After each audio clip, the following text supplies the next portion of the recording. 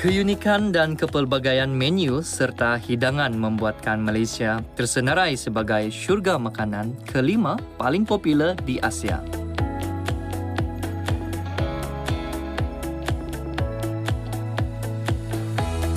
Di negeri Sabah sahaja, terdapat variasi hidangan tradisional yang sangat unik, eksotik dan boleh kita banggakan.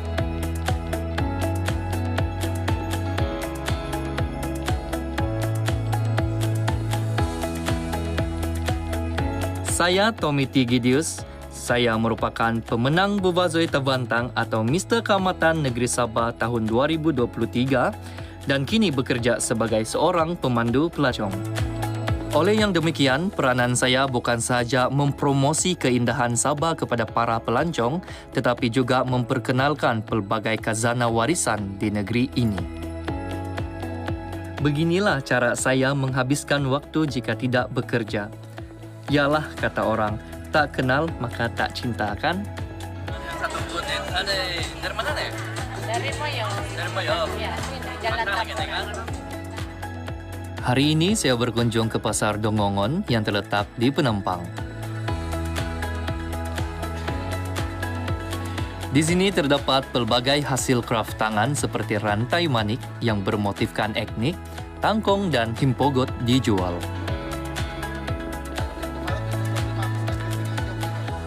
Selain itu, sayur kampung seperti tuhau, lada putih, keladi, rebung, dan sayur campur dijual dengan harga yang sangat berpatutan.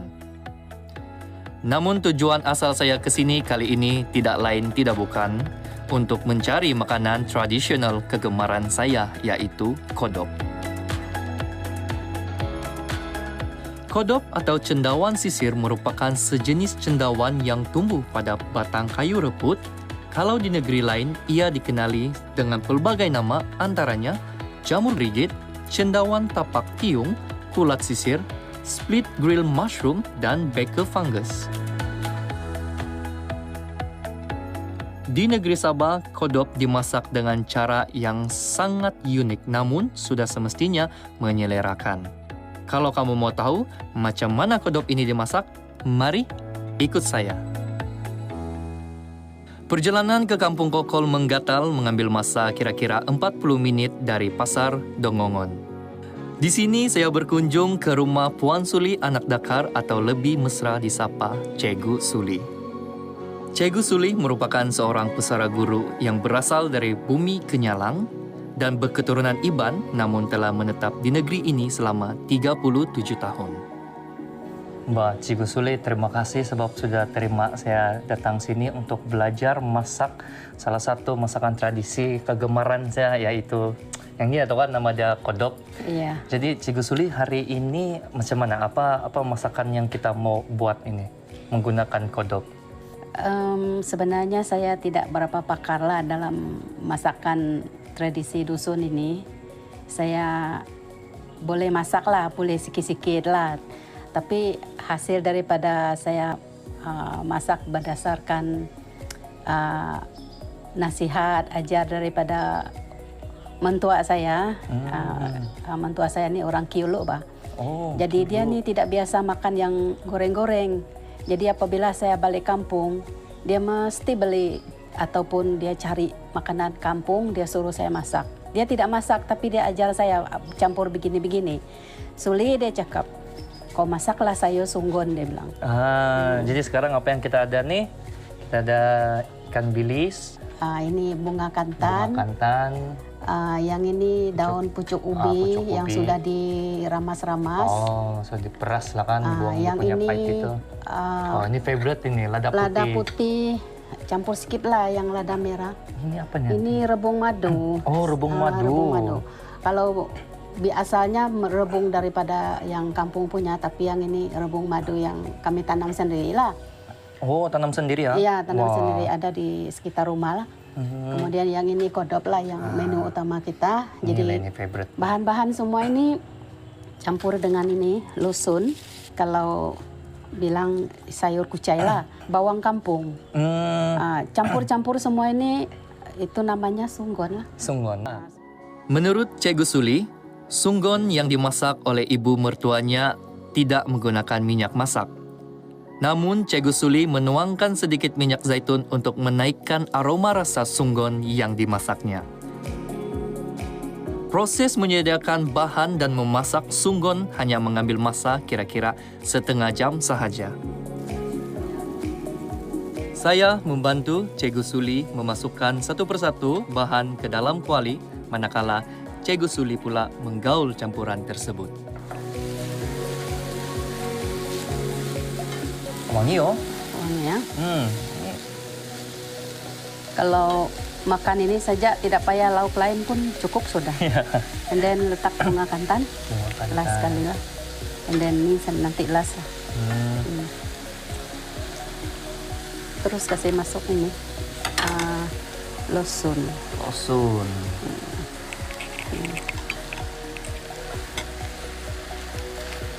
Lepas itu kita taruh garam.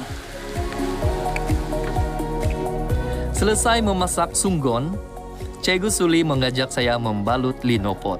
Wah, kalau makan linopot dengan sunggon, tidak sahlah kalau tidak menambah nasi. Linopot merupakan makanan tradisi, yaitu nasi daripada beras padi bukit yang digaul dengan ubi manis dan kemudian dibungkus menggunakan daun wangi. Apa kalau Sarawak pun guna daun yang begini juga, Pak? Iya, kami panggil daun buan. Oh, daun buan. Tapi kalau di tempat saya, kami biasa guna bahagian dada ini nah. Kunjungan saya ke rumah Cikgu Suli hari ini sangat berbaloi kerana di sini saya telah berpeluang untuk mempelajari cara-cara memasak makanan tradisional kegemaran saya, iaitu kodop dan juga linopot. Walaupun bukan anak jati Sabah, saya sangat kagum dengan kebolehan Cikgu Suli memasak sunggon. Memang terbaiklah.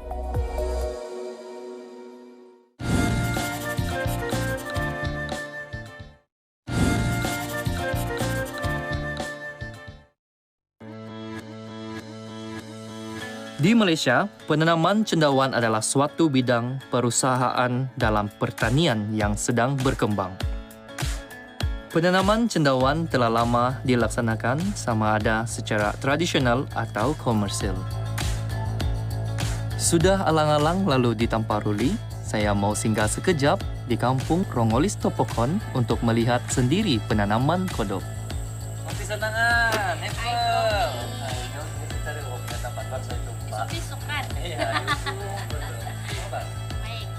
Berpegang pada prinsip jangan ada rasa takut untuk memulakan sesuatu, Chelsea Drew Balanting atau lebih mesra dipanggil Apple tidak menyangka hobinya menanam cendawan 6 tahun lalu kini berkembang menjadi sebuah perniagaan yang mampu menghasilkan pendapatan lumayan. Selain itu cendawan tiram, saya dengar hari itu ada kau cakap pasal kodok, ada juga nggak sih? Betul, kami ada kodok. Jadi yang sini depan kita ini adalah kodok. Yes. Oh, macam mana actually dia punya penubuhan ini Nur Firdaus Mushroom Village awal-awal dia punya cerita. Cerita dia sebenarnya sebelum kami masuk ke dalam bidang keusahawan ini kan, macam kasih dalam cendawan ni lah. Kami tiada pun plan mau jadi usahawan. Ya, jadi kami sebenarnya lebih kepada hobi. Oh, suka-suka. Ya, suka-suka. Pada tahun 2018, masa itu saya masih lagi college. Kami tanam cendawan tu dalam 20 bongkah aja. Di luar tandas yang tidak digunakan lah. Nah, jadi dari sana kami coba jual di luar.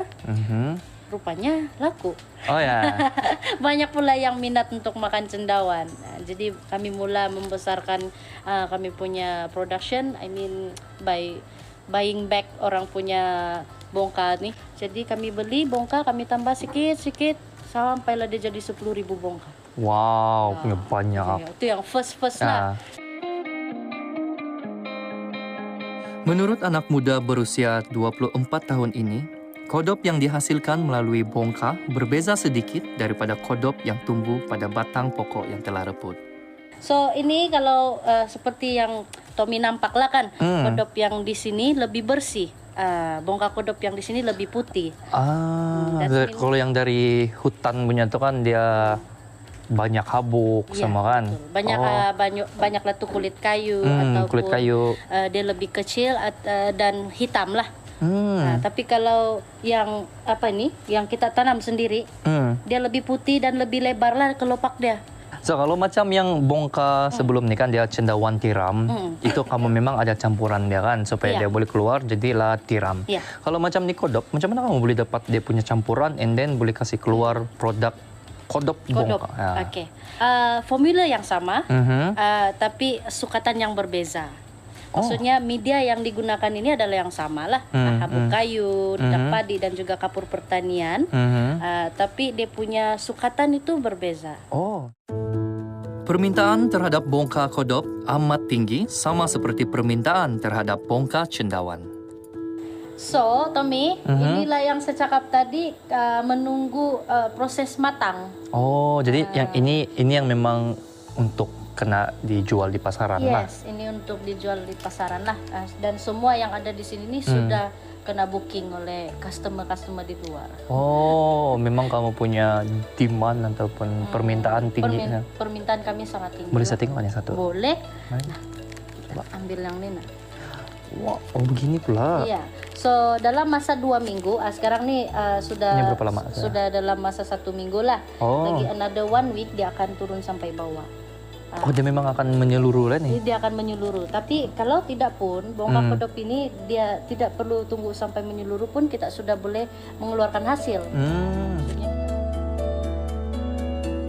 Selain bongka kodok, Chelsea juga menghasilkan produk hiliran berasaskan kodok yang dituai daripada bongka yang terdapat di sini. Jadi kemarin Apple saya sudah belajar masak ini kodok yang kena ambil dari hutan dengan Cikgu Suli. Oh. Ya. Jadi macam kau cakap tadi kan, kamu ada beberapa bongka yang tidak jadi, tapi kamu masih boleh display and dia punya mushroom cendawan itu masih boleh digunakan. Adakah kau buat apa tuh yang produk hiliran? Ada. Ya, kami so far by now kami baru ada satu saja. Yaitu apa? Sambal kodok ikan masin. Yang di sinilah. Oh, kami. wow. Jadi yang bongka yang tidak kurang menjadi tadi tuh kami akan tore dan kasih ambil hasil dia tuh. Jadi dari hasil sana tuh kami akan jadikan produk hiliran. Kalau ada nasi nih, ngam nih, bikin tambah-tambah. Iya kan, saya coba dulu ah. Oke, boleh. Rasa dia memang ada beza dengan yang kalau yang hutan punya kan. Tapi dia lagi macam ini lembut. Lagi lembut tau kan. Sebelum kau goreng, ada kau rebus ini kodok dulu? Tidak.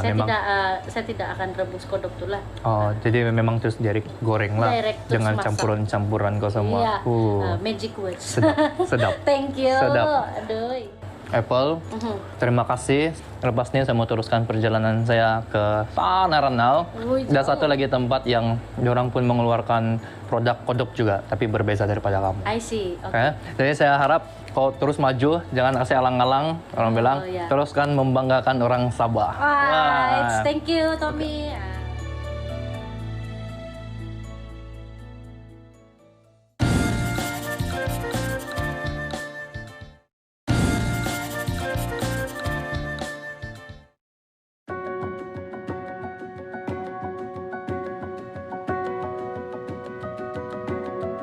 Perjalanan saya ke Kampung Libang Ranau mengambil masa kira-kira 2 jam 30 minit.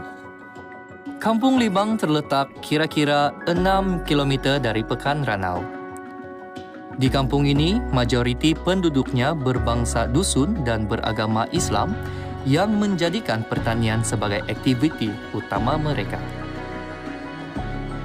Pisanangan, Kak. Pisanangan, pasikan nakarikat. Di sini saya berkunjung ke rumah Puan Rojalia Hanti. Sedap dia semua saya nampak di sini nih. Kami ada jual macam-macam serunding, tapi yang Puan Rojalia merupakan salah seorang daripada komiti perintis yang terlibat dalam inovasi produk serunding kubis sejak tahun 2020. Namun sehingga kini, Puan Rojalia telah mengeluarkan pelbagai jenis produk inovasi termasuklah serunding kodok. Menarik kan? Selain serunding kubis, saya juga buat serunding kodok. ide ini timbul bila orang tanya. Orang bilang, serunding kodok kan sekarang bukan musim hujan. Macam mana kamu dapat ini kodok? Sebab selalunya kan ini kodok ini ada musim hujan saja, Bah. Tapi saya bilang sama tuh kawan, sekarang ini kami buat serunding sudah. Jadi bila-bila masa kamu boleh rasa ini kodok. Musim kemarau kah, musim hujan kah, bila-bila masa saja kamu boleh dapat ini kodok. Jadi disitulah tuh timbul ide kami buat ini serunding kodok. Jadi, alang-alang sudah sampai di sini, Puan Rojalia mengajak saya merasai sendiri cara-cara pembuatan serunding kodok. Orang bilang sambil menyelam minum air labakan. Pembuatan serunding kodok mudah sahaja. Selain kodok, bunga kantan, lada putih dan juga ikan bilis digunakan untuk menghasilkan serunding kodok. Perbezaan sayur kodok yang dimasak tradisi, yaitu yang kita campur masak biasa lah maksudnya, dengan serunding kodok lebih tahan. Sebab dia sampai berbulan-bulan. Jadi boleh makan bila-bila masa kita mau, boleh dibawa di mana saja. Proses pembuatan serunding kodok mengambil masa hampir sehari untuk disiapkan karena perlu melalui beberapa proses yang agak lama, terutama sekali membersihkan kodok. Kita perlu asingkan kotoran-kotoran yang ada dalam kodok ini lah. Seperti kulit kayu, daun-daun kayu, kadang-kadang ada juga batu, ada juga lumpur-lumpur. Cendawan kodok ini dia sangat susah untuk dibersihkan. Jadi kita akan kasih bersih dia banyak kali, rendam dengan air dulu permulaan dan pastikan cuci menggunakan air yang banyak. Selepas proses pembersihan kodok, lada putih dan bunga kantan yang disediakan akan digoreng satu persatu dengan menggunakan minyak yang agak banyak.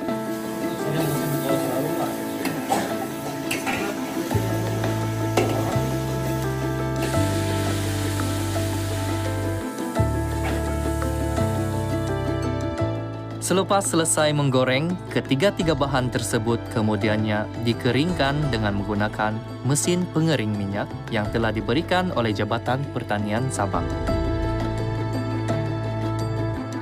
Tujuan proses tersebut ialah bagi memastikan ketahanan dan kualiti serunding kodok yang dihasilkan. Selesai proses pengeringan bahan-bahan tersebut, kemudiannya dibakar untuk mendapatkan serunding yang lebih rangup dan lebih enak.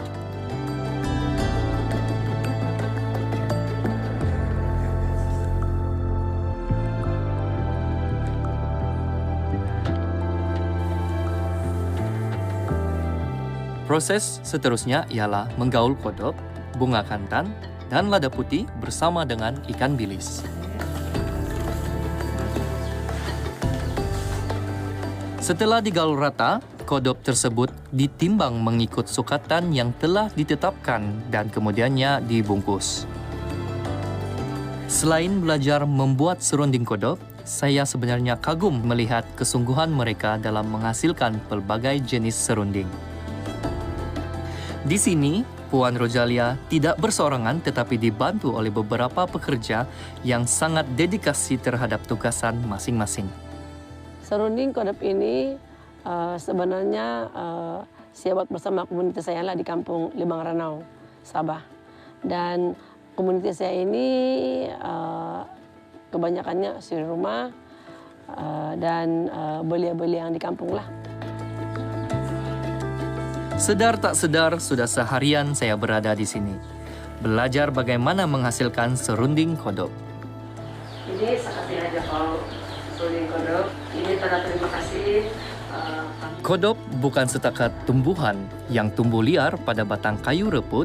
Kini ia telah diinovasikan menjadi makanan yang digemari, lebih tahan lama dan paling utama mampu menjana ekonomi dan keuntungan berlipat kali ganda jika diusahakan dengan bijak.